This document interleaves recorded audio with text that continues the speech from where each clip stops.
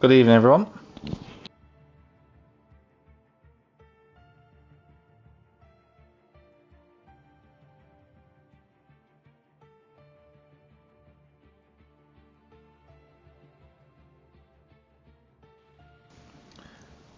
Hello, everyone, and welcome to the next round of the season here for the Realistic Performance League with Invictus Racing. I'm Jack TM53, your commentator as always for the championship, and it's a pleasure and a privilege to be here for the later part and stages of the season. We've got 11 drivers in for tonight, and I'm excited to see how everybody gets on around Canada, the circuit in Montreal. There's got a lot of opportunities ready and waiting for the drivers to make overtakes, and lots of battles I'm hoping for around this circuit tonight. A permanent based facility, of course, one of the original street circuits, if you wish to call it that, based on the island. But I am very fascinated to see how the drivers will respond to the unique challenges and the chicanes and measurements that they're going to need to plan out when running up against the Wall of Champions, one of the most famous corners in Formula One. Now, in terms of the championship standings for the Realistic Performance League, it's great to have everybody commenting who is so far. Good to see you. Hello. The championship standings are pretty much as follows. So we have in the teams championship, we have a Seller leading the way on 465. That's Merckx and SFR Martin. Second is AGS on 401. That's Ryan and MDJ. Interestingly enough, Ryan sadly not here tonight. So the man in second place in the championship could be about to miss out on a potential race winning title. Third, currently a bottom gear, which is Owen, of course, and Cameron Searle.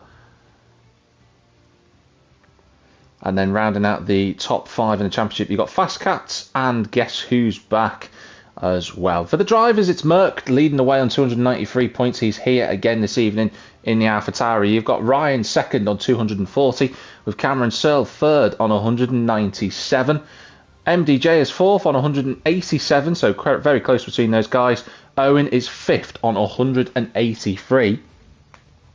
SFR Martin, Ginger Tiger are also very close in that fight for the top three, which could become the top two spots on the championship grid order, because Ryan, not here tonight, opportunity for those drivers behind him to close the gap here in Montreal.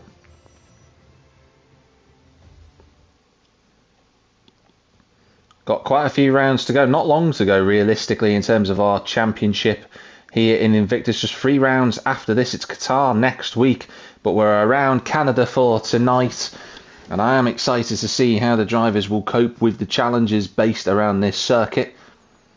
And good evening to everybody who is commenting. Quite a few of you, which is good to see that everyone's watching. If you are watching, do comment who you think is going to take a top 3 spot in the race. Looks quite overcast, looks almost as if borderline ready for wet weather potentially here tonight. We shall see if that happens, of course. There's still quite a long way to go in the race. We don't know if the conditions could end up being mixed. I'm sure our pit lane reporter will notify us shortly on that one. But it's not an easy circuit. 14 corners here in Canada.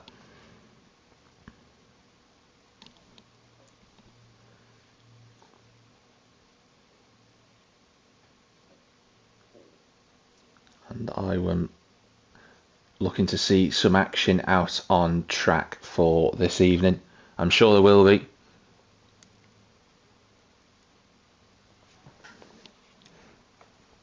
And we've got the Wall of Champions. Will that greet us? We haven't had any issues as far as I'm aware from the earlier tiers this week.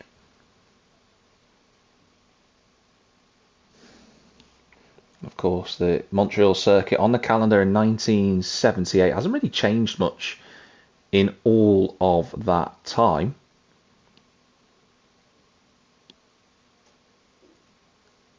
Has been a few track layout changes. In 1994, there was the change after Roland Ratzenberger and Ayrton Senna's death. They installed a temporary chicane. That went the year after in 95. But there is a lot. Since then, it's remained quite similar. There haven't been too many artificial changes to the track other than the removal of some of the grass and the gravel traps that we had out on track. And they're more sort of replaced now. I'm looking at the chicane at turns 8 and 9. That's more of a tarmac area. We've got a bit of rain now falling as well. So will this become a dry to wet race? Will anybody gamble on intermediates to start off with? This is exciting. Got that ready for us.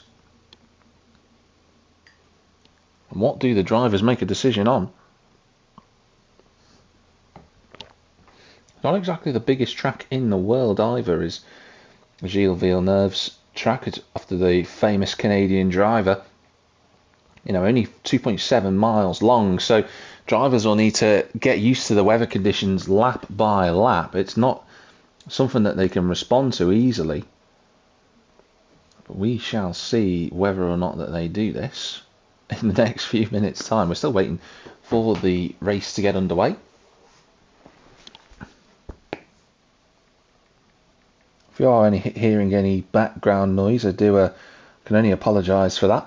Oh, there we go. We've got the 5 red lights coming up here for Canada for the sprint. And it's a good launch from the front row for Keza. He's going to be clear into turn 1. There he is. He's got Cameron alongside into second place. So Spud has lost a place. That's a car going backwards. I think it's Ginger Tiger. He went backwards. Kent stuck on the start line, so I'm not sure what's happened to him, unfortunately. Let's get all of our options available. Let's take the telemetry off. We don't need that on. And we have got Kent, is he? No, he has retired. But it's Keza and Cameron. Then there's a big gap backwards. So Spud decided to run the medium tyres. Owen following. Then it's Simon Palmer. Joe's there as well. MDJ's in 7th. Martin, Merck, Ginger Tiger round out the top 10. Atsu currently not in the top 10. The only driver who hasn't retired yet to do so. But Keza and Cameron will be delighted with the start. They're already 2.5 seconds clear of Sir Spud, who is acting as a brilliant roadblock for them. Not that he's intending to do that. He's going to fight for positions, and Owen's trying to go around the outside of the Red Bull, but he hasn't quite done that. But he should have the traction on the exit. He's going to be in the slipstream, but Sir Spud not giving this up at all, using a bit of his battery to remain ahead of the cars behind. Don't forget the drivers can't activate DRS yet, but Simon trying to make a move early on. A bit further back, you've got Mercked under threat from the Alpine, a Ginger Tiger, and Owen's in the wall. And that's a full-blown safety car already. So Owen, I just skipped backwards. We missed, or my point of view, missed that unfortunately. But a safety car called already here. I don't know if he got over the curb and it went wrong for him, but sadly we've already lost 2 drivers in the opening lap.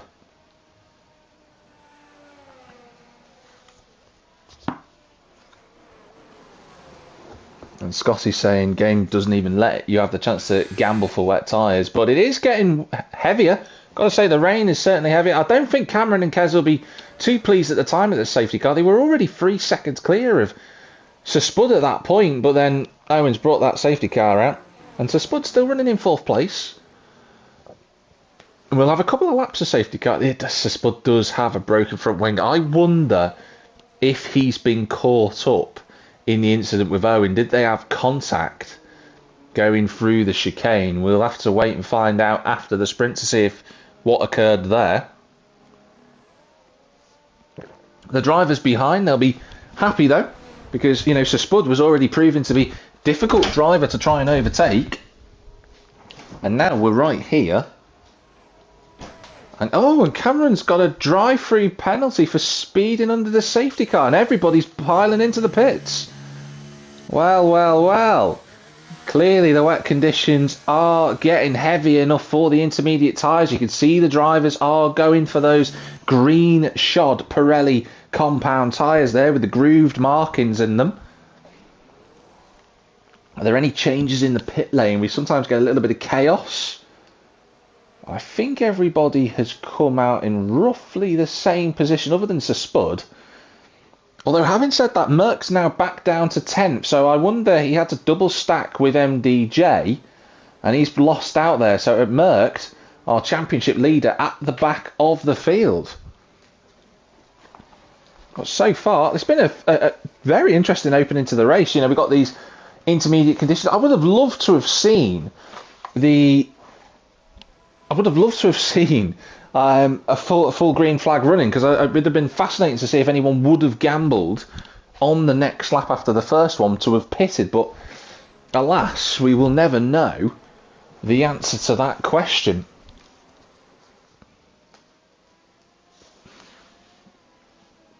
Lee just giving me a bit of an update there. Thank you, Lee. Spud hitting the back of Simon as safety car came out. I couldn't actually see that. The only reason why is because I was moving about the room getting some water. But the safety car is in this lap, and Cameron is going to have to relinquish the lead. When he chooses to do this is entirely up to him. Will he do it at the end of the straight? Will he decide that? Or will Keza have to try and fight his way past Cameron? We shall see. It's a good opportunity for the cars behind to try and close down and maybe attack into turn one. And Scotty saying drive-through penalty. Cameron, yeah, off goes Cameron. I think he's going to go... No, he's actually just caught Keza out completely. Wow, what a restart. Off goes Cameron. He's nearly 2 seconds clear. Simon's a bit further back. Then MDJ's a second back. So maybe there's been a bit of a issue there again with the technical difficulties here at Canada. But hey-ho, that's where we're at. Merck and Spud side by side. Briefly, and that's Spud off the road. I imagine that Spud will get back on circuit. He does, but Merck's going to go through. So that's a position gained for free. That's just a yellow flag for Spud re-emerging. So the drivers now, look at the conditions already have transformed in the space of 4 laps. Just a few minutes, and look how wet it is out on circuit. You can barely see a dry line. Dare I say, could it get wetter? You know, can we see the blue Pirellis come out? Who knows if that'll be the case? But Cameron has absolutely stolen a march on Keza. I know he's got a drive-through penalty, which, if that's a glitch, that is such a shame for him. But he is currently comfortably clear of Keza, who's under increasing pressure now from the Alpine of Simon Palmer. We know that the Alpine is quite a quick car in a straight line, but in these wet conditions, it won't really have the same effect as it would have done if it had been dry. No DRS now for the rest of the race. It's going to come down to driver ability overtaking those drivers around them. But so far, in what is currently the net battle for the lead, Keza is in front of Simon, who's in front of MDJ. Joe's then got the next group behind him of Atsu, Martin, Ginger Tiger. Merck's just joining that group now. So Spud is in 10th place. So that's a happy place for him to be. That's our current race leader at the front. Keza there, running in 2nd place. Just a couple of tenths separating the 2 cars behind. Joe's managed to get a little bit of a gap to Atsu in the Mercedes tonight in 6th position. In fact, I'm going to just skip a little bit further back. Martin round the outside. Oh, potentially trying to go through at turn 5. A very difficult corner, but he might be able to cue this up if he can. He's smart about it, is Martin. He's on the inside now of the Aston Martin. There's a yellow flag. That's Ginger Tiger who's gone round Martin, and that's another safety car. Well, Ginger Tiger, broken front wing. He dropped it on the exit of what would be turn 7. Easy corner to do that at, to be honest with you. And look at the Cameron's actually come to an almost complete stop because of the delta that the drivers need to stick to before they catch up to the safety car. Now, can Cameron serve his... Yeah, Lee's saying the same thing. Dreadful timing for Cameron. And Cameron's going to have to... Well, he's going to carry on.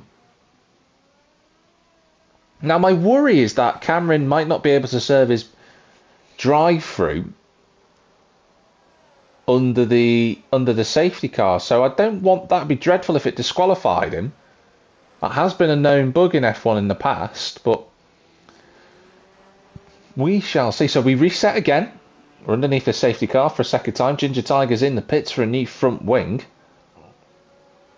It looks like there's a lot more mist in the air. I think this is definitely getting heavier. The weather is definitely getting... It's definitely... Yeah, and I thought someone was going to be brave enough, and Ginger Tiger has done it. I just was looking then, and it just appeared like the rain was heavier than what it was initially. And I'm thinking that the wet weather tyre might be a factor here in these remaining laps that we've got left.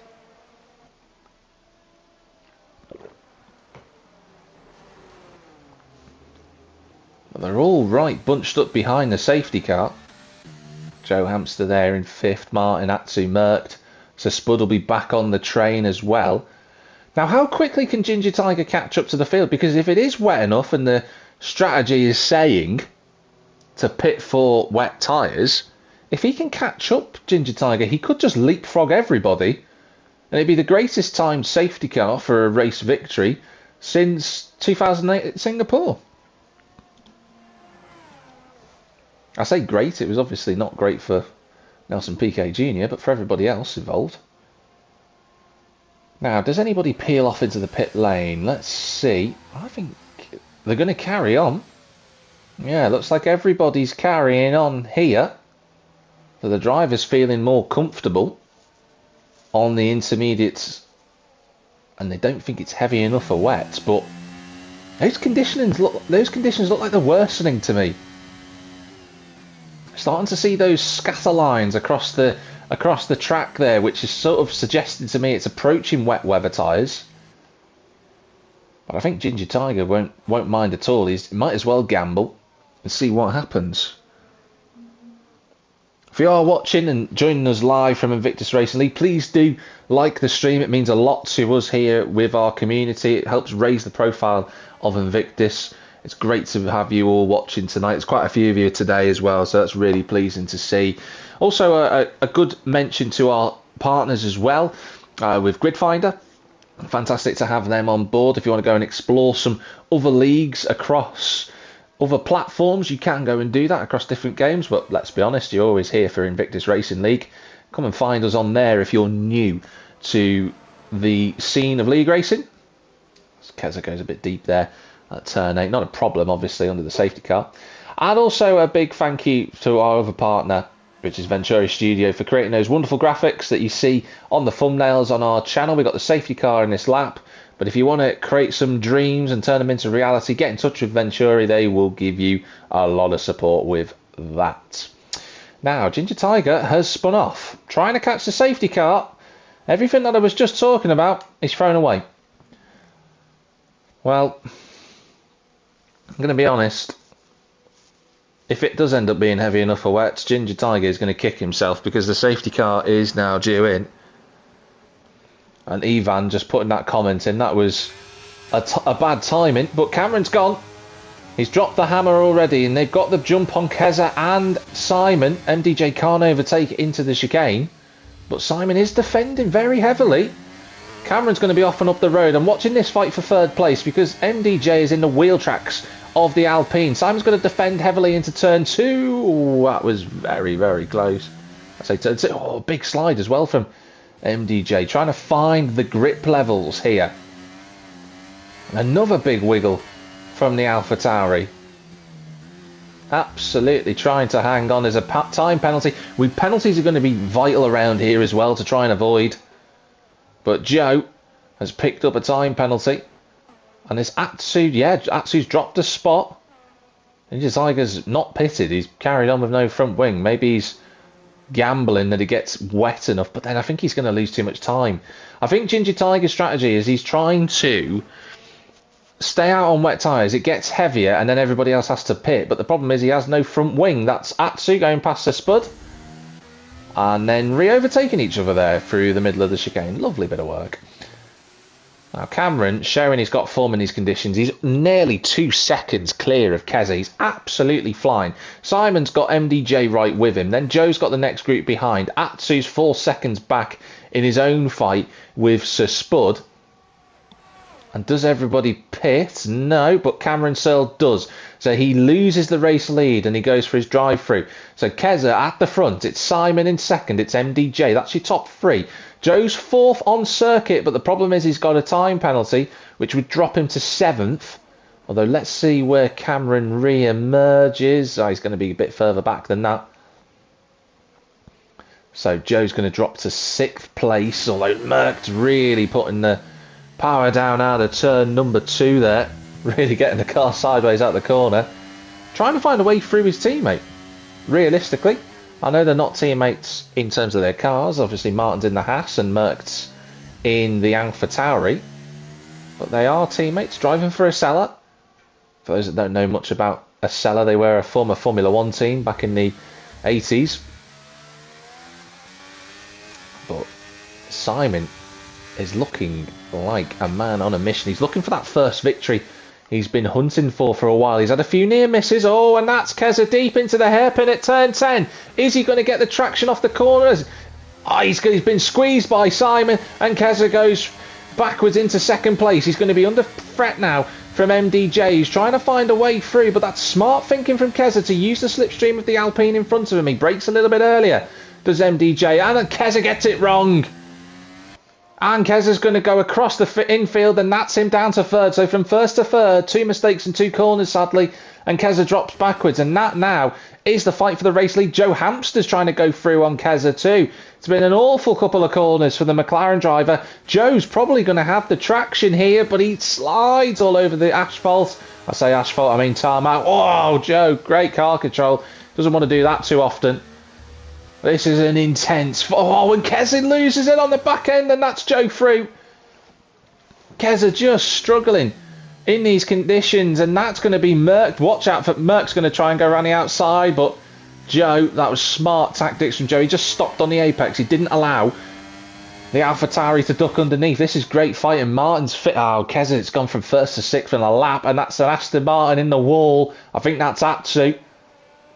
I think Ginger Tiger's gone round as well. And Keza then, to add insult to injury, picks up a 3-second time penalty. Absolute nightmare. Merckx still trying to find a way through on Joe, and Joe sails off the road.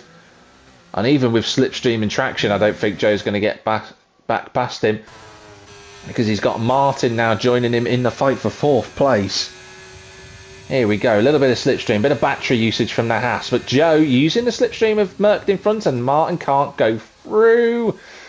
That was as close to the rear diffuser as you ever want to get with your front wing. MDJ and Simon Palmer at the front for the race lead, and MDJ sails off the road. And he's going to have to slow that one right down. And he gets back on circuit. And could that be... Is that the fight for the race victory? Is Simon going to take a first win here in Invictus in what has been a very long time since the top step? Merckx, meanwhile, just doing his business. He's running in 3rd place. Joe's in 4th. Martin in 5th. Keza seems to have settled down now, but sadly, his time penalty and his mistakes have just cost him dearly. So the 2 AlphaTauris on track, they are fighting hard for that 2nd place. Merckx, just a lap ago, was in 5th. It shows you how quickly your race can turn around. We approach turn 10, the hairpin on the brakes, down into 2nd gear, get the car rotated. Nice rotation from Merckx. But the traction is what it's about in the wet weather, and that's what MDJ had in bucket loads compared to Merckx. Power on, battery usage up through 11 and 12. They're not really corners that you can appreciate here at Canada, but they do exist. And then into the chicane where the Wall of Champions is. MDJ just slots his car through quite nicely. We got 1 lap to go, and Simon Palmer is just 2.5 miles away from a first win. It'd be a great result. It'd be a good storyline as well for him. It's a yellow flag. Oh no! Would you believe it? Simon's dropped it. Oh, I was just about to praise him, and the commentator's curse has killed Simon off. Oh, that is a tragedy. That's an absolute disaster. And now MDJ and Merckx are fighting for the race lead. On the final lap, it's 2011 at Canada all over again. And Merckx has got the battery. They both have relatively similar battery usage. Joe's up to 3rd. He probably can't believe it. But MDJ, can he manage to stay in front of Merckx? Merckx leading the championship. He'll want to go for a win. Down through the gears into 2nd. This is going to be important. The traction is vital. Merckx trying to get his nose up the inside. Now the power gets applied. It's got to be progressive. MDJ gets a great launch off the corner. He's got such good traction through there.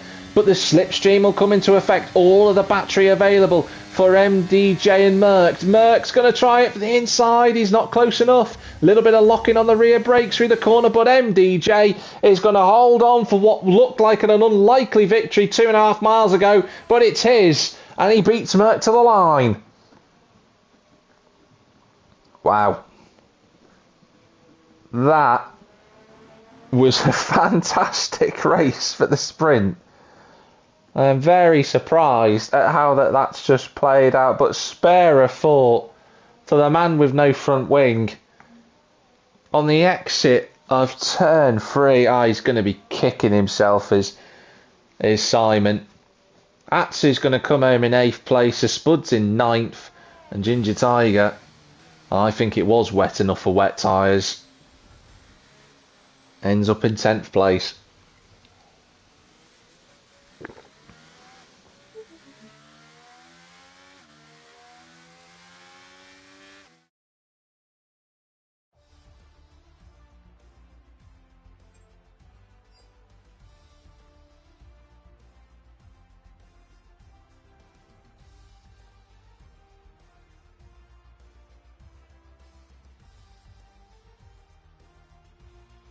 So a lot of drama there in the end, but it's MDJ who takes the victory from Merckx by 0.2 of a second. Martin gets a podium in 3rd. Joe Hamster in 4th. Cameron in 5th. Keza saying his setup just no longer worked in the wet weather conditions, and you could tell, sadly, Keza dropping to 6th. Simon Palmer, spare a thought for him in 7th.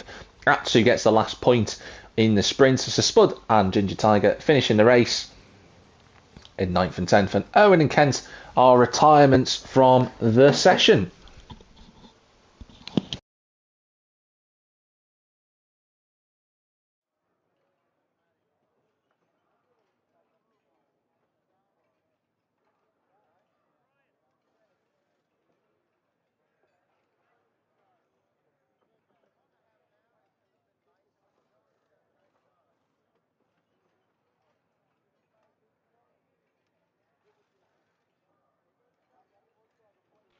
So the feature race looks like it's going to have a lot more in the way of dry weather running compared to what we've just had in the sprint.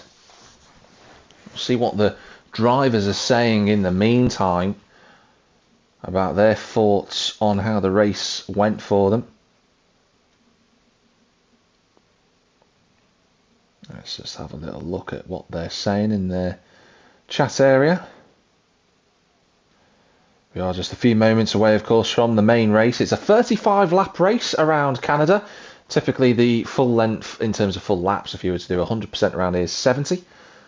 So, of course, Invictus, we do 50% for our races. So, you're just half the amount.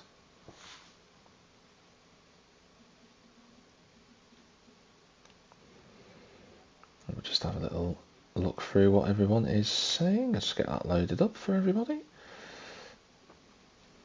Kent saying he had, so Kent just explaining that he had a pedal issue, which is what caused him to go out straight away.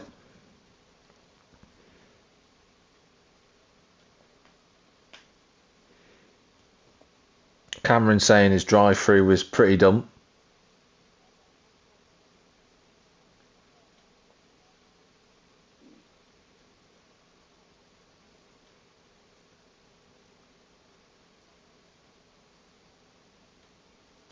Cameron also did run a wet setup there.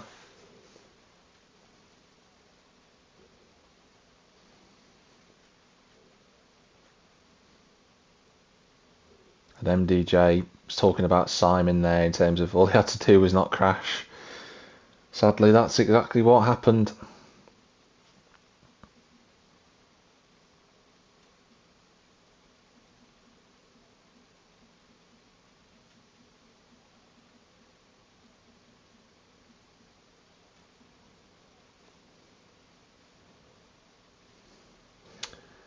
So the driver's just having a little natter about everything there.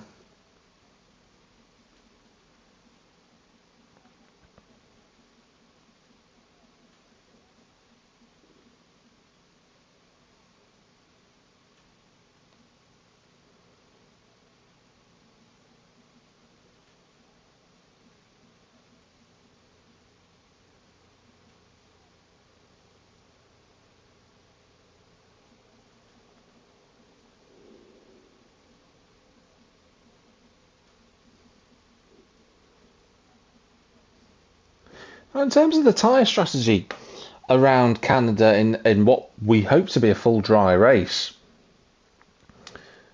It's quite a fascinating scenario, really. There seems to be a consensus that there are a few strategies that drivers can experiment with. In Tier 4, we saw a mixture of 2 stoppers and 1 stoppers, but we'll see how the drivers react to the lights in just a moment. And the race is live here in Canada. Looks like a good start from both AlphaTauris, but it's going to be MDJ on the inside at turn 1. Merck tries to brake a little bit later, and fair play. He's on the inside for turn 2. This is going to be a drag race to turn 3. Who's going to be the last of the late breakers? MDJ's just about got his nose in front, and he has the lead. Let's get those details up for everybody so you can see them. So the front 4 on the hards at 2's in the... Well, he's gone flying off. He's actually done a Nick Heidfeld. He's gone flying off the circuit. And it's a virtual safety car. So that's Simon and Joe overtaking one another under the VSC. And I'm trying to work out who was in front. Well, they can't agree, clearly, who's in front of one another. Now they have. They've sorted it out. So 5-6 drivers running the hard tyre compound. The top 4 are all running the hards. Joe's on the mediums, suggesting that he might do a 1 stop. There's the strategies on the screen for you. You could go medium, soft, soft. You can go hard, medium. Or in Simon and Owen's case, as we go back up to racing speed, that's the Alfa Romeo having a big wobble. And in the wall, I don't know if he's got any damage from that. Martin's got past Cameron in the meantime. Why is our camera's not keeping up with us? Not ideal, but Cameron will want to go back through. He's got the slipstream. He's going to be on the outside approaching the Wall of Champions chicane. They can't run too wide through there, but they try it and they survive and prove me wrong. And that's a car in the wall at the Wall of Champions. I think it is... I think it's one of the Alpines actually that went in the wall. They're still side by side here for the 2 Haas drivers. Martin and Cameron rubbing tyres together, but Cameron emerges in front. I tell you what, gentlemen, well done if you're watching this back. That was some great racecraft. Joe's right there, Kez is right there, Ginger Tiger's there. Then it's a Spud running 8th place. Or rather 9th place. Kent's up to 8th, so he's got going at last. He sorted his throttle pedals out. Simon there, and Owen and Atsu, they both did get damage. They are in the pit lane and going to have to try and go the long way around and hope for a safety car. 2 AlphaTauris though, 3 seconds clear of the 2 Haas's in 3rd and 4th. Then that's that trainer cars right the way back to Kent in 8th place. Everyone else spread out a little bit. Wow. What a fabulous start. So much frantic action going out on circuit. Back at the front. I don't think Merck's going to use his battery. I think he'll wait until the DRS is activated. Yeah, he's just moving in the mirrors of MDJ. That's all he's doing for now. Ginger Tiger, though, deciding he wants to get on with it. He gets past Keza, but Keza gets a better line off the corner. Should be able. It's going to be a drag race towards turn 1. Whoa, they give each other just enough room to get through there, and Ginger Tiger, with those medium tyres, emerges ahead of the hard shod McLaren of Keza. Simon Palmer with the fastest lap of the race. Simon, to be fair to him, I think he had a little wobble, but he's actually not broken anything. He's got the fastest lap. So those soft tyres, though, I know around this circuit, they're not particularly strong. They do wear out very, very quickly. He's gone past the Spud, which isn't a surprise because the softs, when they work, are very, very quick around here. So let us see. Scotty just saying in the chat that Kent is the GOAT. Prove me wrong. I won't prove you wrong, Scotty. I'll let Kent do that for you. But it is Merck running in the wheel tracks of MDJ. A little bit of slipstream, and then the DRS line is activated past that point you've just gone. It's wide open on the AlphaTauri. And you can see that closing speed, but he's just going to remain behind for now. And that's Joe going past Martin for 4th place, so well done to Joe. Is Merck. I think Merck's going to line up a move. He's on the inside of his AlphaTauri stablemate. And he goes through. MDJ lets that one go at the apex. Now we're on lap 4 of the race, don't forget. We've not yet had any warnings come up for time penalties. And I know that might be being preemptive, but you would expect them around here. Canada is very, very strict for its track limits. One of the strictest on the whole calendar. Martin, though, on the hard tyres, has dropped out of DRS range to Joe. And let's see. As Atsu sets a new fastest lap of the race in that Aston Martin. Ginger's going to close the gap to Martin on those soft compound tyres. Don't forget the yellow wall Pirellis. They're expected to be about 0.8 a lap quicker than the hards around Canada at Montreal. And Ginger Tiger just staying in the rear diffuser. But Ken's going up trying to go up the inside of Keza.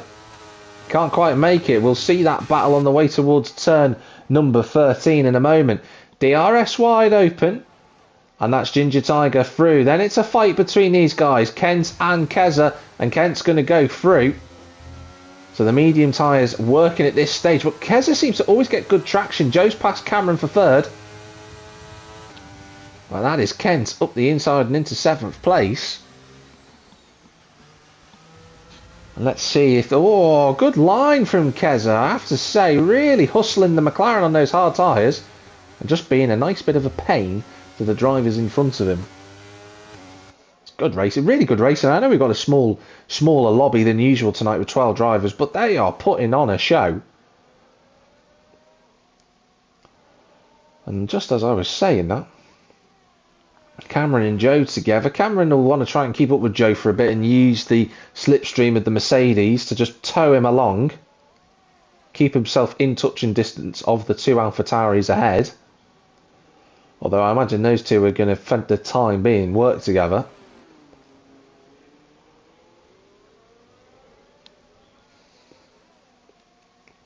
But so far, 5 laps down. A 7th of the race done at the moment.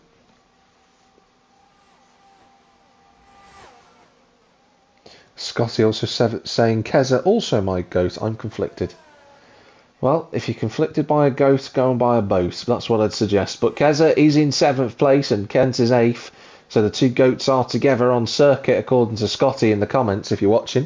If you're watching this back and you can't get the YouTube replay chat, that is what's going on. Just to give context.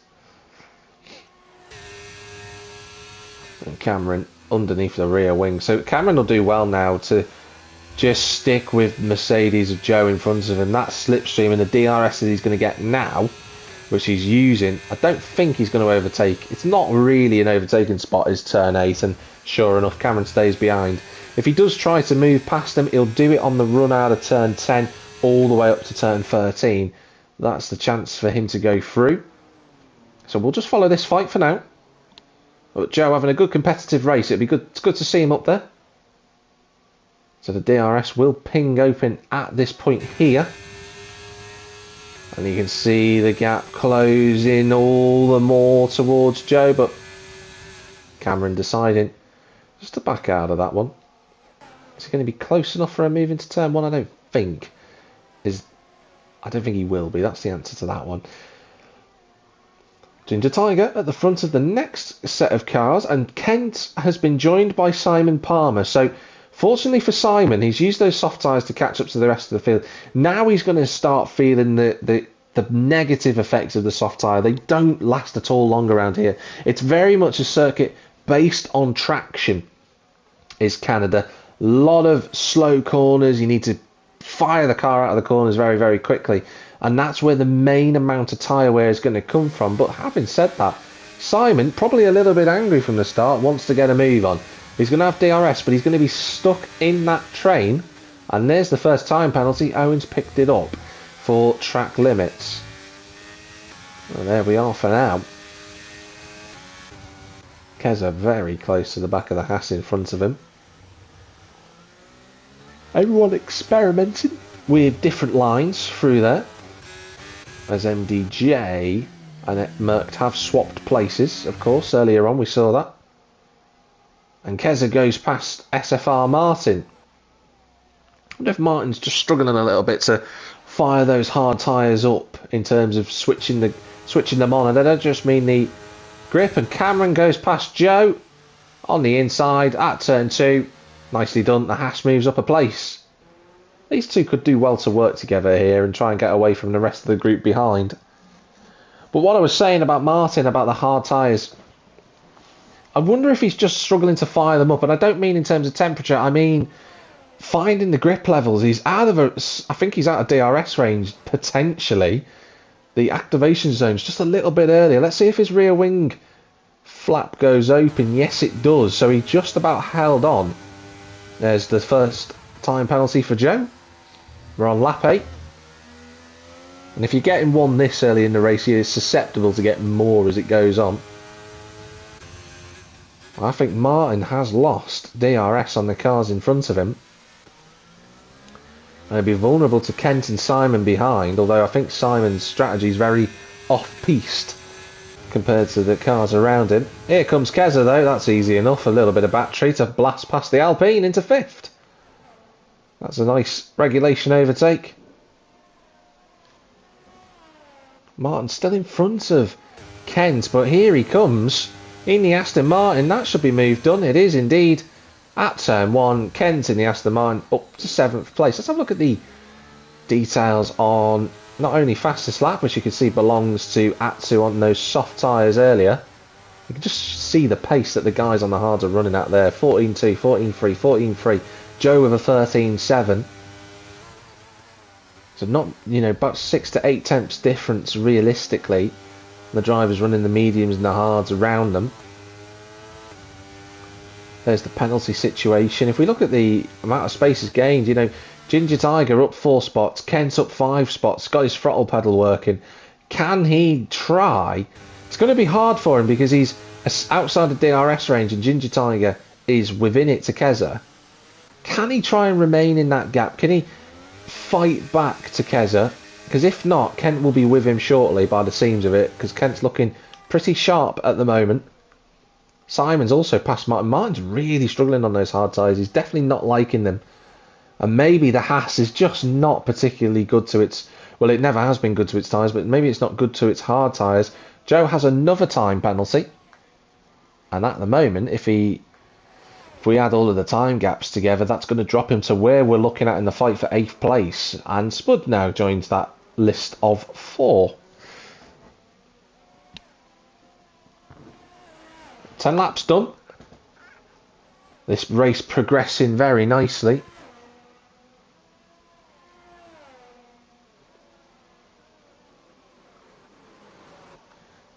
And I'm very much enjoying the content on circuit. I think there's a lot of battles going on right now, and I think it's very finely poised. The first pit stops are going to be critical to see how the drivers, those that have on the soft tyres like Simon and Atsu's still got a role to play in this race. I know he's quite a way away, but his strategy and a safety car could just pull him right back into it. Merckx and MDJ still together on circuit, and I can't see if he was trying to overtake Merckx or not into turn 13 because the camera decided to cut away. So that was lovely. Thank you very much for all the race directors for that. Joe now is distanced from Cameron, but he's distanced ahead of Keza. And I wonder if the pendulum swung. I wonder if the medium tyres now are just starting to struggle compared to the hards. We saw on the infographic before, 17, 18 laps we expect the hards to do. Mediums will be a few laps earlier than that. And I wonder if the best of the grip has gone away now from Joe and Ginger Tiger and Kent. They're all running together. Simon's, I'm amazed, is still running, but he's got Martin now putting the pressure on the back of him. It's a really good fight so far. Kent's gone past Ginger Tiger. I think Ginger's just made a mistake there. And he had a little wobble out of turn 7 where he broke his front wing before. So that corner not playing nice for the Alpine today. Definitely having some grief. MDJ again. This is a little bit closer this time. And Merckx feeling the need to go defensive, so MDJ... Excuse me for that. MDJ goes on through. Oh, big snap of oversteer through the chicane. Beautifully held from MDJ. Cameron goes through it as well. Oh, there's a huge crash in the background. I don't know what's gone on and who's caused it, but that is a safety car. And what was I saying before, everybody, about Atsu and Co not being out of this yet? They've both collided down the main straight. They've not given each other enough room. And that is those two out. What a nightmare. And if you're Spud, you would have pitted. Owen's going to do it. He's going to get a nice pit stop for free, pretty much. And Atsu's going to join in as well. But Martin and Simon have just had an absolute nightmare there. That is, yeah, not ideal. I don't know how they've managed that.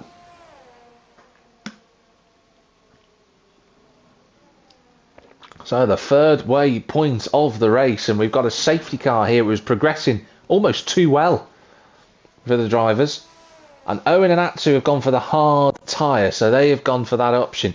Now, for the guys who are on the hard tyres, this is a bit awkward for them because it's not the ideal time for them to pit. They're going to have to put a set of mediums on and maybe have to do a 2-stop race here, another pit stop after the one that they're going to do now. Those that are on the mediums, they could probably run the hard tyre to the end of the race, but their tyres will be very vulnerable at the end to a puncture. And Simon saying he doesn't actually know, he can't believe what's just happened. MDJ will be delighted that he gets priority on the pit stop. They don't need to double, well, they will need to double stack, but Merck should be far enough clear of Cameron in the pit stop phase. We shall see. Yeah, getting served now. He should be okay, Merck, to stay in front. It's going to be very tight, but he has done, so he'll remain in second. And everybody else just coming out of the pits with their respective compounds on. So Spud doing his own thing. He's decided not to pit. I wonder if Spud's thinking about another safety car. So it's happened before. It's happened before so far this week. Keza needs to get his foot down there if he wants to stay in front of the Red Bull. He does. Did he clip the inside of the white line then? Did Keza? That was tight. That might be one for the stewards to have a look at.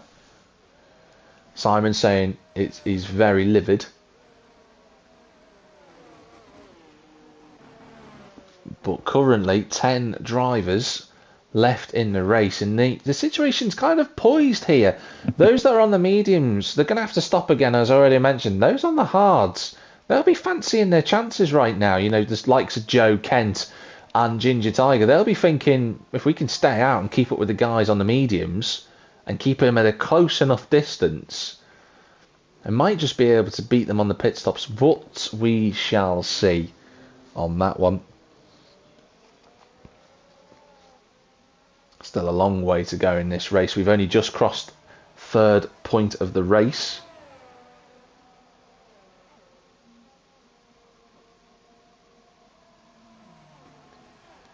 And I've got Simon, who's actually joined me in the commentary box here. Simon, obviously a 2-mile sprinter to get into the commentary box from his accident.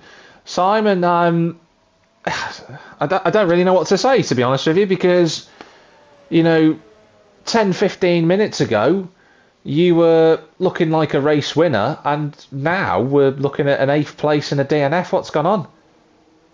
Yeah, I'm livid, man. Obviously, the sprint, I messed up myself. I spun. But in the feature, the strategy was going well and actually got wiped out on the back straight and smashed straight into the wall. So that is one seriously stupid accident and seriously needs looking at, because that is just absolutely stupid. It really is. As you say that, you're talking about a daft accident. Kent has actually just spun at turn 5. I don't really know what's gone on there, but the Aston Martin's facing the wrong way.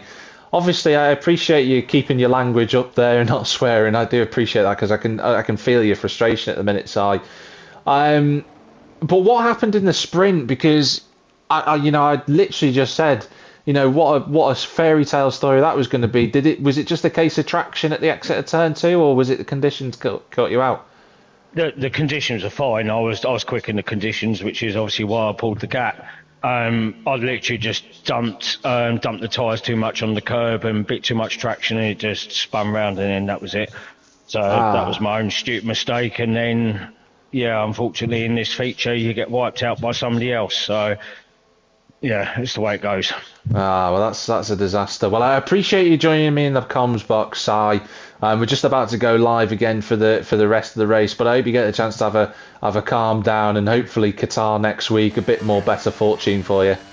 Yeah, thank you, man. Turn up, all right.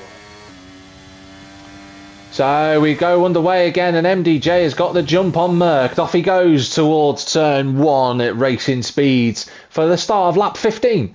Here in Canada. Kent in the pit lane, so I think he's broke his front wing.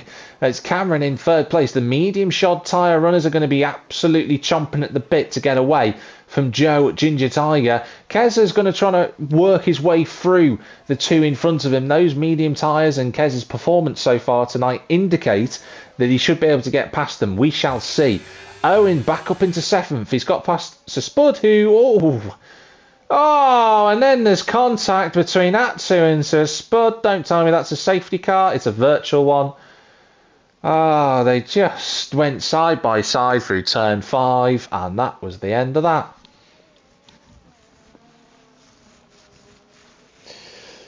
Whew. Well, that is a virtual safety car, and what had been a seamless 12 laps of green flag running has turned into an absolute nightmare here in the Realistic Performance League.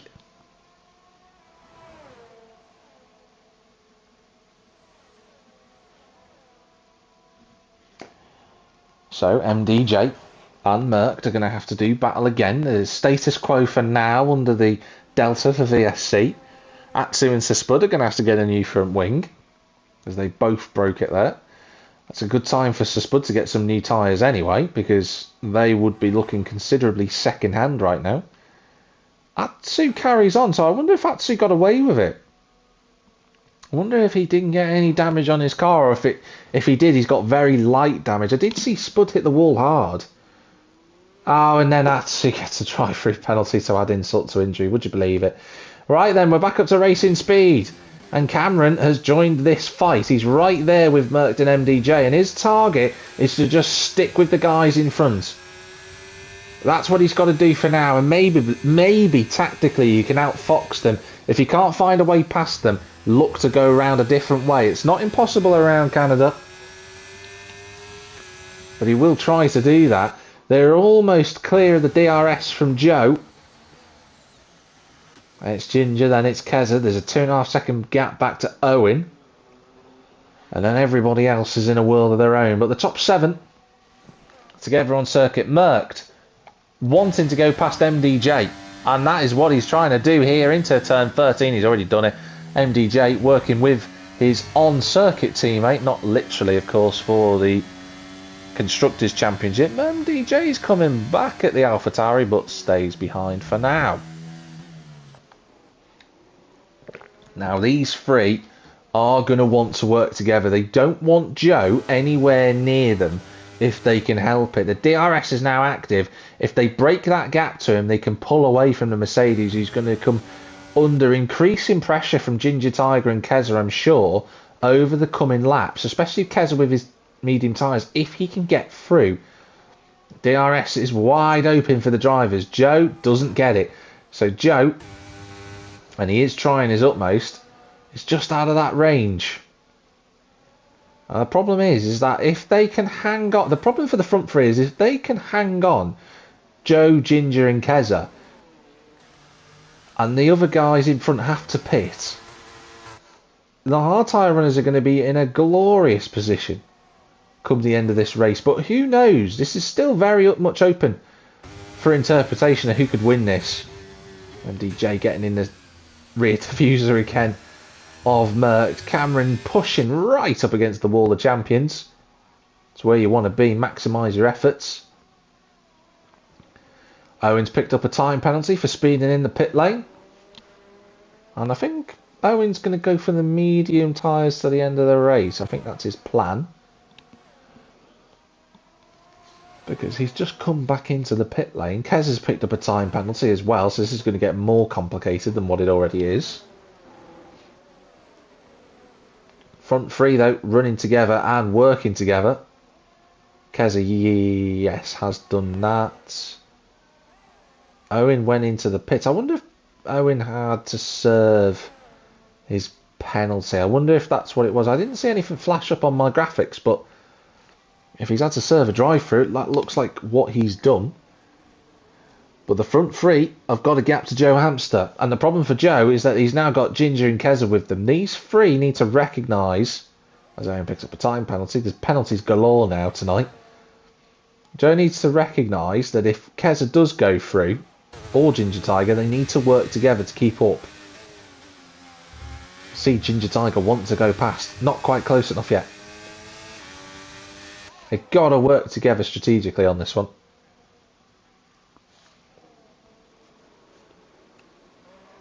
With 3 medium shod runners up at the front, they've got 16 more laps to go. I mean, if it was any other league, I'd look at them and think, yeah, maybe they wouldn't be able to do it. But with it being a realistic performance, this league has the ability to do things and make tyres last or make different strategy calls that just catch you by surprise. And I wonder if Merckx might be fancying taking a risk. He did it in Singapore. He did something different as Keza has gone past 2. Oh, but he's gone deep at the chicane. He's going to lose a spot to the Mercedes. Is he going to lose it to Ginger Tiger? No, he got through, I think, before that point. And now Keza will want to go past Joe here. Oh, a little bit of sliding out of the turn 10 for Ginger Tiger then. So Keza's got the DRS wide open. He's going to...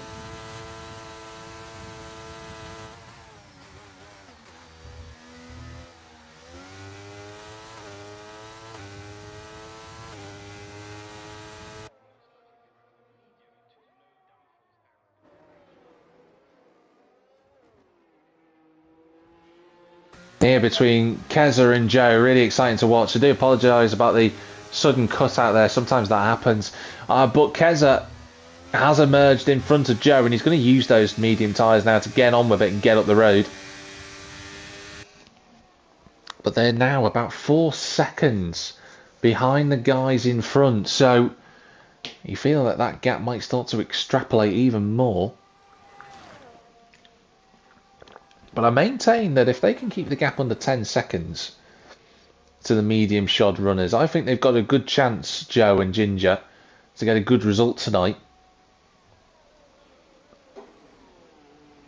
But it's all about tyre management now and battery management as well, because they're going to need to defend later on if they're to stay in the fight for what could be a podium. But as I say that, looks like the gap's now 5 seconds, so they're losing a lot of time, and Ginger Tiger breezes on by in the Alpine.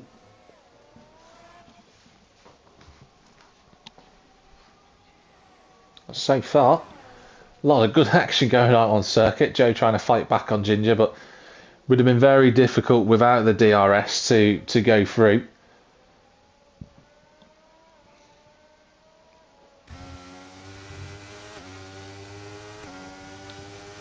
In the meantime, Kent has got past Atsu in 8th place on the soft tyres. He's going to have to pit again, of course.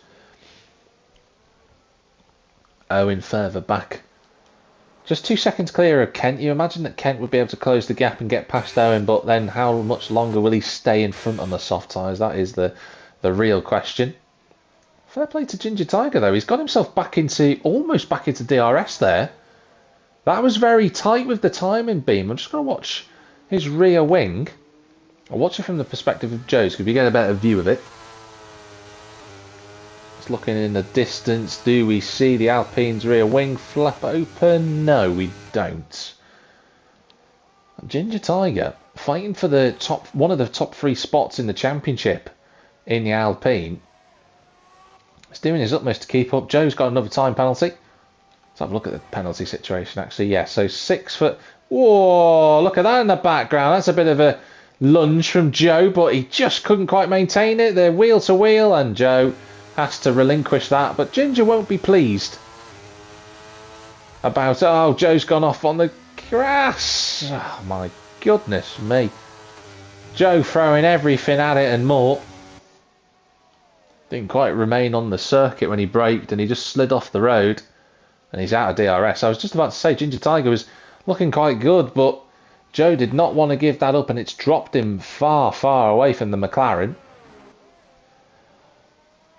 But let's have a look at the gap. He's 8 seconds away, is Ginger. Joe is 9 seconds, but he's got 9 seconds worth of penalties, which at this point in the race, it won't drop him a place because Owen's got 14. Kent hasn't got any time penalties, and he has caught up to Owen as well. Atsu and Spud have also fallen victim to track limits, and as I say that, Spud gets another set of 3 for his worries. We are past the halfway mark. We're coming up to the second, third distance point. 2/3 of the race distance have been completed. And it is still got a lot to offer, this race, I think. There's a lot of action all over the circuit, depending on where you look. You know, you've got Kent coming up the main straight here towards turn 13. He's going to look to the outside line. He's going to have to brake a bit earlier. Sends Owen to the wrong side of the road, gives him the better traction for the Aston Martin. It should be moved done, but Owen is not at all going to give this up without a fight. And he brakes a little bit later than the Aston Martin. He's on the inside, little slide from the Alfa Romeo. We ride on board with the Aston Martin, but he can't make his way past. And he stays in 8th for now. Atsu now picking up the time penalty, so that's another one.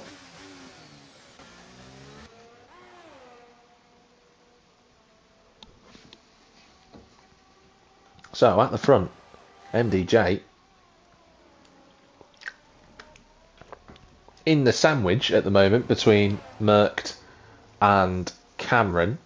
Lap 11 for the tyres that they're on currently. They need to do double that distance. I would be mightily impressive if anyone did that. That's a Mercedes. That is Joe facing the wrong way. Now, I didn't see if he was close to Ginger Tiger. Well, he wouldn't have been because he had that little fight with him before. So I think Joe's dropped it all on his own. I wonder how much time he's lost compared to Owen there. I'm just waiting for that gap to tick down. There you go, 15, 14 seconds. So Joe's going to have to be careful with his time penalties to Kent and Atsu further back. But the fight at the front, these three, all running seamlessly together, all wanting a piece of that first place. Now, the debate is, do they have enough tyres to go on to another set of mediums? Because if they can pit now, they'll make it to the end, they'll be really safe. If not, they're all going to have to run the softs at the end of the Grand Prix. Cameron just closes up to the back of the two in front. And Cameron's the best placed if he does decide he's not going to carry on with these tyres and pit and do something a little bit differently. He could try it and he'll have very fresh tyres at the end of the race, but you're looking maybe in the next 3 laps for these guys to pit if they decide to do that. After that, there isn't really much worth of doing it. Kez is further back. Wonder what's going through his mind at the moment. He's going to lose a spot to Ginger Tiger anyway. Wonder if he'll decide to bolt on a set of soft in the next few laps. Again, that remains to be seen. So much intrigue ready and waiting for us, everybody. There's a couple of plot lines to resolve here. Oh, there's a yellow flag. I think Joe's had another wobble. Oh, it's more than a wobble. It's a broken front wing, and that's a safety car. Well, that, once again, we have found ourselves in a position where we'll probably, I think the drivers might risk going for softs to the end of the race now. That has saved the front three, I think. I will have to ask MDJ after the race if he finishes on the podium. He typically talks to me on the headset in the post-race interviews, because I want to find out whether or not he was going to plan on pitting. That's something I'm curious about. But everyone will dive into the pits. And it is a set of softs for Merckx. It's a set of softs for MDJ, who's going to lose a spot because of the double stacking from AlphaTauri. He tried to back it up, it didn't work. Keza has decided to just go for it. He's out front. I think he's got a load of penalties anyway. Oh, and Joe Hampstead's another drive-through penalty now.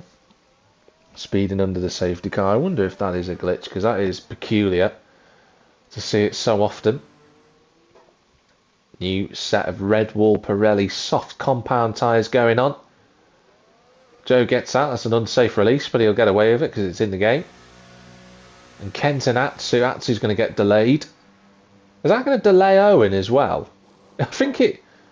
Don't know if it did. I don't know if Owen was getting a new front wing on his car, but in any case, he's pitted, and so Spud's in as well. So the only driver out on what would be medium tyres is Kent, although I'm wondering if Kent meant to do that. But Kent and Keza are the only two who are on the medium compound tyre. So Keza just wanting to do what he wants to try. It's quite a big gap for the drivers back to Joe. For everybody else to try and catch up, let's just have a look at the gaps. There they are to the race leader, which is Keza. That's a lot of work to try and catch back up there for everyone beyond Kent. And Canada, there's a lot of straights around here. It's not exactly many corners for the cars to catch up on. I mean, there's 14, but some of them are very, very quick. We will see if they can all catch up. I think the safety car might be due in at the end of lap 27, 28, depending on what lap you're on at the moment, because obviously Joe's just going to tick over to lap 27 now. I think Joe will catch up. He's going to have to work a bit to get onto the back of the group, but he will be there. Ginger Tiger will be very happy because he's looking at that option. Kent has gone into the pits. I thought that would be the case. And he's gone for a set of soft tyres as well. So, just wondering if Spud will get past him. So Spud doing what he always does in RP and just keeping himself right in the mix. Kent will go up to speed now. Let's watch this on the exit. We can't cut to the position. Oh, how late did you want to put that on the brakes, Kent? He just emerged in front of the Red Bull. Now, I'm watching Joe more because he's the one who's trying to catch the pack. But having said that, Joe's going quite slowly. I wonder what's gone on there. He is now putting the power down. But it looks like it's also limiting him at the same time. Very odd. Yeah, and I was thinking the same thing. Yeah, oh, right, that'd be explaining quite a bit. There's a drive-through for Joe. He's going to have to try and serve. Owen and Co further back. They also have penalties, but not as extreme. Safety car goes round again, so everybody will catch the queue. And Keza does decide to pit, so... And who else has gone in there? MDJ has gone in. Now, why has MDJ decided to pit? Keza's going out on intermediates. MDJ's going out on intermediates. Now, the weather has got more overcast. I'm not going to lie, it has done, but...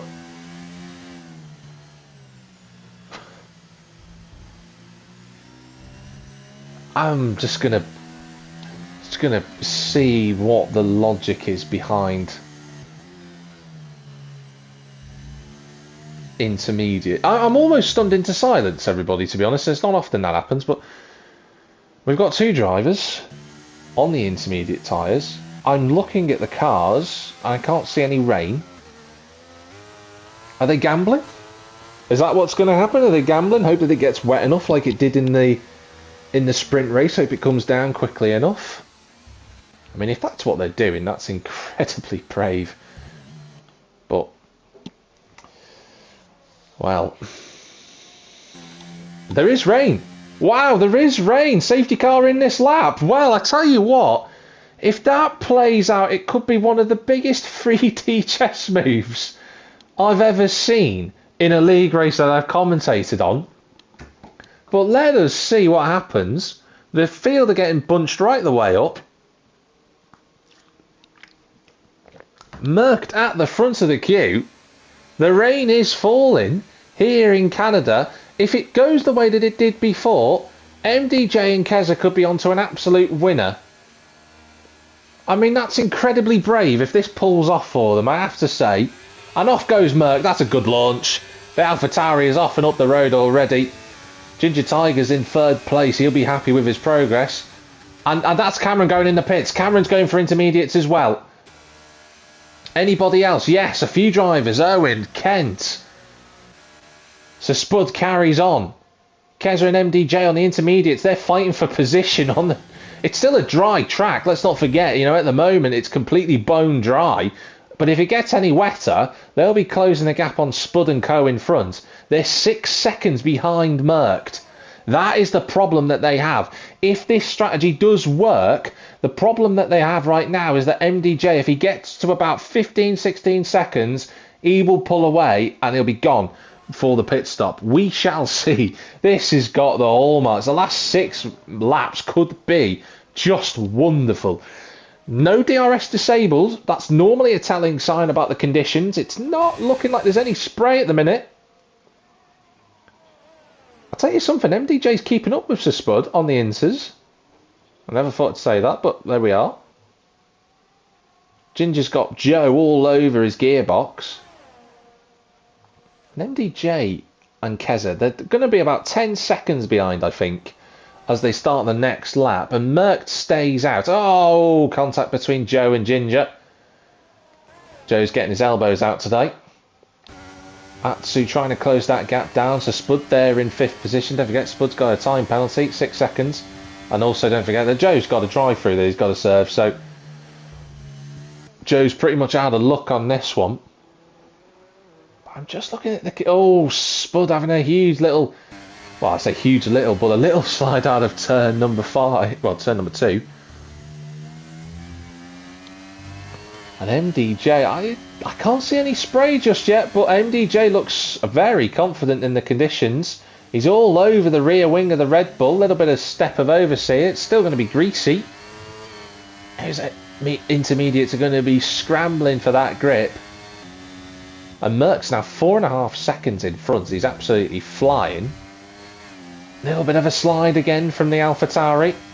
He wants to get past Spud. He knows he's got to try and do it into turn 10. He's on the brakes. He's on the inside. He's going to brake a little bit later. He's going to go through.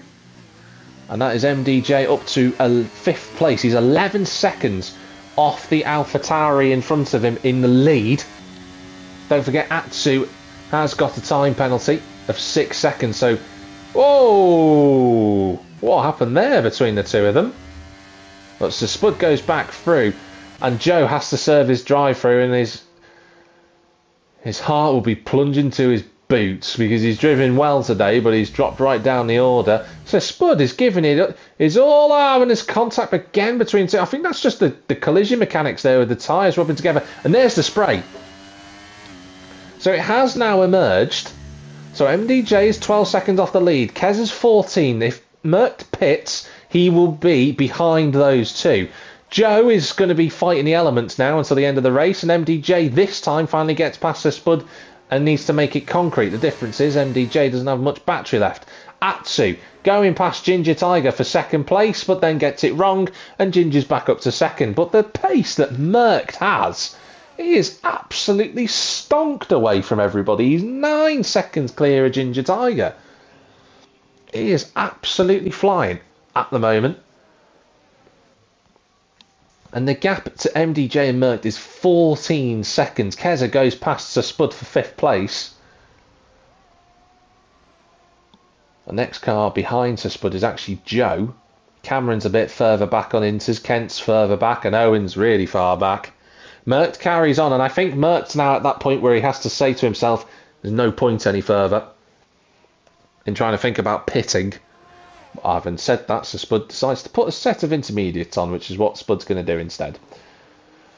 14 seconds. I think that intermediate tyres are probably in their element just about now. I think on this lap, you might see that gap equalise and probably go back the other way. There you go, DRS disabled, so it is now wet enough for the Inters. If it gets any heavier than this, these guys on the soft tyres are going to be all over the place, and that's exactly what I'm on about. Actually getting a time penalty for that, though, is really harsh, I have to say. MDJ will be laughing at that, because he's just going to squeeze his way through, and he's up onto the podium again. And Atsu, that's sensible driving, actually, from the Aston Martin. He lets them go. He knows he'd just skate into the back of them otherwise. That's good, sensible driving from Atsu. But the gap to the leader is 14 and a bit seconds. It's equalised on this lap. So let's see how the next 3 laps go.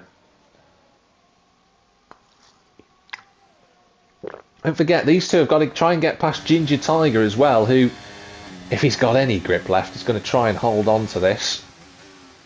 Well, look how early he had to brake then into the corner, but MDJ just squeezes the throttle through.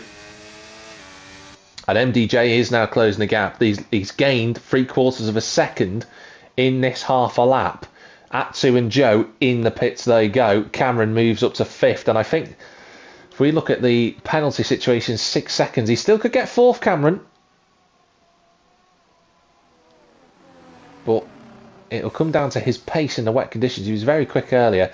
Kent moves up to 6th. Joe Hamster drops behind to Spud, who's having an absolute field day in these conditions. And MDJ gets past Ginger Tiger for 2nd place. And Ginger is just going to move on out of the way, I think. I don't think he's got much grip at all to fight with Keza, and that is certainly the case. Oh, just look at the corner by corner. You can see how quick the McLaren is compared to the soft shod tyres of Ginger.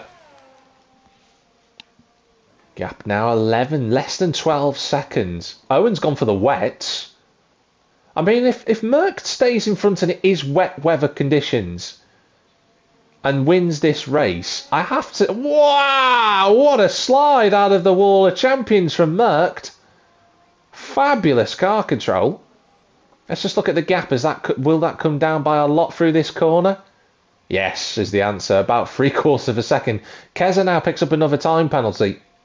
Oh, and Ginger Tiger's crashed out. No safety car for that. It's too late in the race now.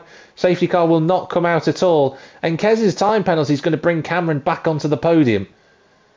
Kent's going to be in 5th, despite everything that's gone on. This race has been amazing. So Spud's up to 6th. He's going to have Joe Hamster fighting with him in a minute. But all the while, MDJ is now 7.5 seconds. This is the chase is on. It's now less than 7. We've just seen Merck flash through the screen. I think Merck's going to be on a road to nowhere here. 5 seconds, 5 and a bit now. This is just corner by corner. It's coming down. And I think MDJ might just be on for a race victory. You know Merck's not going to give this up. Of course he isn't. But MDJ, that has got to be, if he pulls this off and overtakes Merck, has got to be one of the greatest decisions I've seen in IRL for strategy, because I was almost gobsmacked putting intermediate tyres on in the dry conditions on the safety car. But he's got to get past Merck for this to work. He's got Owen in front of him, who just pulls out of the way. Less than 3 seconds. There's a yellow flag. Oh, and Joe Hamster's out. So that's Joe out of the race. He's going to lose points. 2.5 seconds is the gap between Mert. It's less than that now. And Mert is... Oh, he's fighting the car as much as he can. But I think it's inevitable. And MDJ will have never seen Merck so slow, but he'll enjoy this moment. He's going to look to the inside. Is he? No. Oh, look how much. He cannot go anywhere, Merck. He's got no grip. On the last lap, it's MDJ who takes the lead. And if he's not careful, Merck, he should be. He might just survive. I mean, Keza does have a time penalty, so it shouldn't be a problem. But Merck might get caught by Keza if he's not careful. But that is one of the greatest strategy calls I have seen from drivers from both MDJ and Keza. Cameron's got some incredible pace in the intermediate weather conditions, but MDJ, not only has he got the sprint victory, he's going to get the feature race win as well. He's just got 2 corners to go. The AlphaTauri driver has put in a blinder today, over the curb, on the right, on the left, nails it nicely. It's MDJ who wins both races here in Canada. Well done to him. Merck's going to survive. Well done to him for 2nd place. And Cameron is going to take 3rd.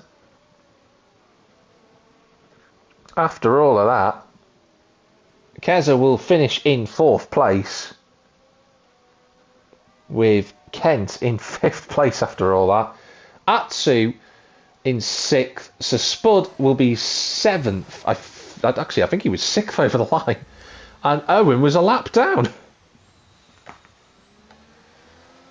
Well, I tell you what, ladies and gentlemen, we might have had a smaller grid than what we usually have, but this has been an absolute blockbuster tonight. So much action all over the track. But what a race. And that is MDJ on the last lap. Delighted. Absolutely delighted with that result. I'm sure he will be. I'll get some comments from Mercked and Cameron to see what their thoughts are.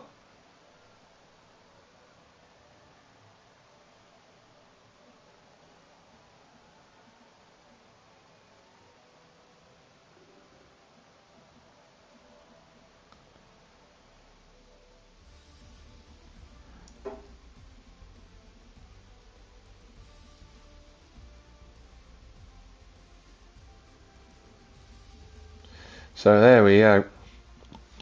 In terms of the race results, it is the Dutch driver of MDJ who takes the victory on the last lap from Merckx, who finishes in second place. Still points gained for him in the championship compared to Ryan, who's not here tonight. Cameron in third, Keza in fourth, Kent fifth.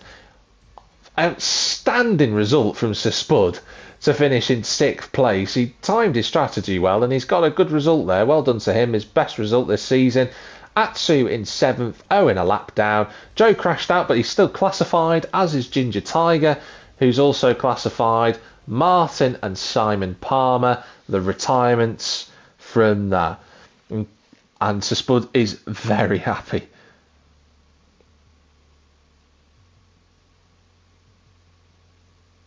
And Cameron's saying that he's using his pedals and a controller. I mean, fair play to Cameron getting that result for finishing in third place. Outstanding. But we have, delightfully so, we've got our race winner from both the sprint and the feature here, MDJ. And Cameron's joined us as well, which is great. So we'll have a chat with both of them in just a moment's time. I'm just going to double check my party settings because I don't know if my sound is coming through effectively. So I'll just double check that. But for those two that have just joined in, just double check your sound settings are okay. And for everyone who's just got the blue screen, you should be able to have the thing come back for me. All right, MDJ, can you hear me? Yes, I can.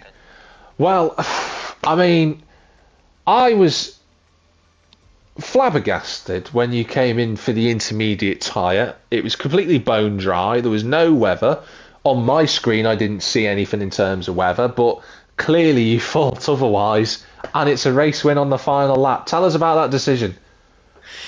Well, I was listening for the past 10 laps what the weather was going to be like. And when the safety car came out and I pitted for the sauce, I heard from my from the radio, it said like rain any minute now. Like that's in either one or half a lap. So I went straight to the pits, hoping it wasn't going to rain hard enough for the softs to make it slippery and make it better for me and win the race. I mean, did you think you were going to catch him with 3 laps to go? Because you just moved yourself past Ginger Tiger at that point. Did you think it was on?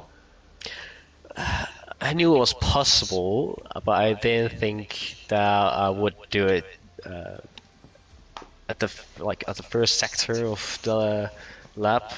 I thought I was going to be somewhere at the last corner, but this is fine as well. I mean, you have kind of emulated Jenson Button by overtaking the race leader at that corner. So, well done to you on that. But, weather, how did you find... Because you obviously spun the sprint as well, and that was a good battle with yourself and Merckx. How did you find that in terms of the changing conditions in that race? Because it seemed like it was full wet at the end of that one.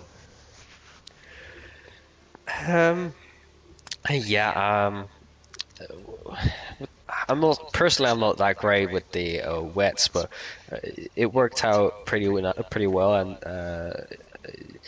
because the DRS is not enabled, it's pretty hard to overtake, and it helped because from what I saw, Merckx was the quicker car, but I was able to stay ahead, which was pretty nice. Well, I tell you what, MDJ, I bet you're absolutely delighted. That's a great strategy call, and whilst you've clearly thought about it and spoke to the engineer quite a bit, We've got Qatar next week, 3 rounds to go, and I think you're pulling yourself right into the fight with Ryan for second place in the championship standings. I mean, what are your thoughts on Qatar? What are you thinking will go down there? Is it a track that you like or one that you've practiced much around? Qatar is a good track. It's all DRS train and hoping that your ERS won't die. Otherwise, you're literally a sitting duck. Well, I tell you what, let's hope next week you can have the same sort of attacking ability and strategy calls that you've had today. But congratulations on the race victories. Well done tonight. Yeah, thank you. Okay, we're going to move on to. I'm just going to. Obviously, Merck can unfortunately not join us. He's on the PC, but I have seen his comments. Merck said, had good pace both sprint and race. Glad to have finished the main race in P2 on the softs. GG to the podium. So, yeah, well done to you, Merck, for surviving on that soft tyre, which was clearly an intermediate conditions at the end. But we're going to go over to Cameron, who finished third in the feature race. You had fifth, obviously, in the sprint. Cameron, that was a late call. Could have put you on the back foot, realistically, but it paid off for you with a podium. Yeah, MDJ nailed that. I was closing, but not enough to challenge him. One more lap, I would have got murked and Keza on track as well. Yeah. Obviously, Keza with his time penalties. I mean, did you think during the race, under safety car, did you think you should have pitted a lap earlier, or was that just a case of, I feel like this is the right time to do it?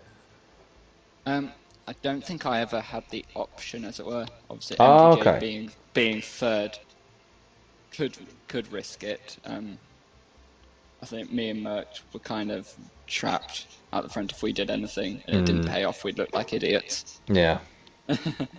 So, yeah, we were trapped with our strategy. I was able to bail the next lap, and Merch just had to firm it. But yeah, I think my issue was more in the dry. I was running a wet setup, obviously for the sprint, and hoping it came a bit early in the race. Yeah. Which left me lovely and stable, good tyre wear, but no top speed.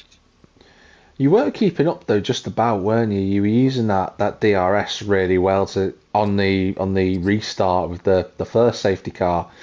You got up with the front two and you maintained that gap, and then obviously the pit stops put you back up into second, because I think it was MDJ who got blocked in the pit lane because of the double stack for AlphaTauri.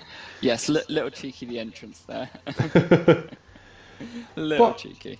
But I imagine are you happy with that result? Because I think that's actually it's two questions in one really. First of all, am I right in reading what I've just seen, that you're racing on pedals and a pad? Yeah. How are you doing that? Frankenstein's monster of a setup here.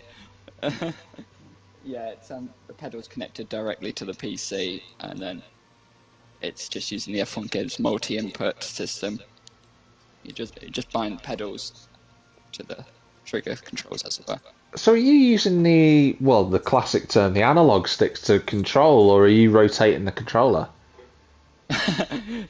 No, there's no motion on the controller. It is the sticks for steering, but it means I can fully concentrate on the steering.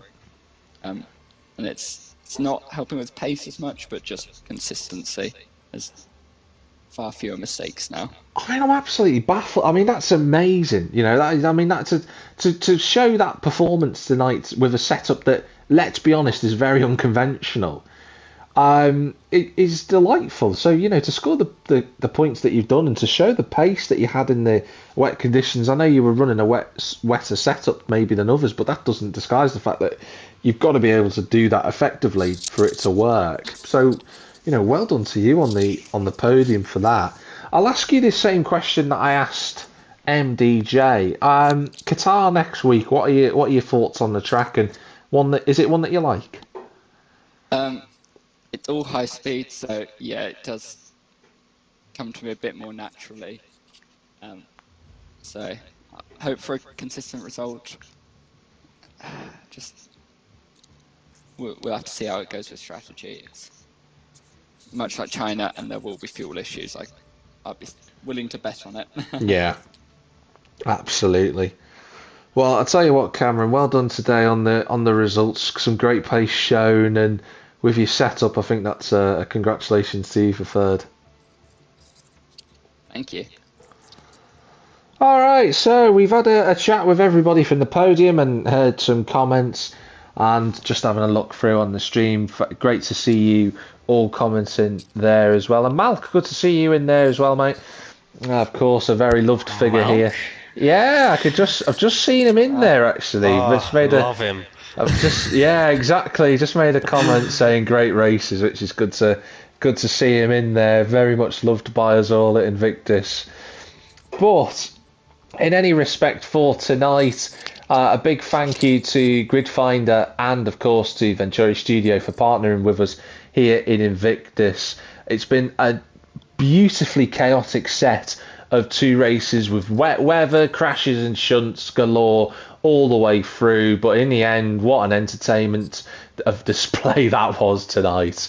But I'm Jack TM53, your commentator for the Realistic Performance League here at Invictus. Next week we're off to the desert over in Qatar, but in the meantime, do check us out on our social medias, on the Discord, and of course, if you're interested in signing up for next season, please do get involved. But as always, wherever you might be in the big wide world, have a good one. See you next week.